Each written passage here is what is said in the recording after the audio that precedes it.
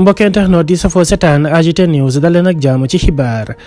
gannaaw coow li nga xam ne amoon na ci digganteem ak Kaliphone Sall Adji Thiaré Diaw moom nag dafay dem ci beneen dëkk daal di fay toog pour plus de sécurité moom nag gannaaw ba nga xamee ne am na problème bu dox ci digganteem ak Kaliphone Sall ci la jël boobule décision ne daal dina dem fee ci réewum Italie daal di fay toog ngir mën a moytu lépp loo xam ne ay mbir yu ñaaw la yu mën a dal ci kawam ndax ki nga xam ne moom moo di Kaliphone Sall dafa yàq ab addunaam ba tax na moom mu jël boobule décision ñi nga xam ne nag ñoo di yenn membre yu famille am xam la daal ne kii di Adji Thiaré Diaw dafay dem toogi ca réewum Italie ngir daal di am sécurité ci li nga xam ne moo ñeel digganteem ak Kaliphone Sall moom mi nga xam ne jamono ji ñu toll nii mi ngi en prison ndax la nga xam ne moo ñeel daan ya ñu ko daan moo waral daf fay toog 6 mois ak yenn amende yi nga xam ne teg nañ ko ci ndoddam lu ci mënti am moom Adji Thiaré Diaw moo nekkoon victime bu Kaliphone Sall mi nga xam ne moom la président Macky Sall recruté ngir mu nekk l'insulteur Ousmane Sonko ki nga xam ne moo leen jaaxal jamono ji ñu toll nii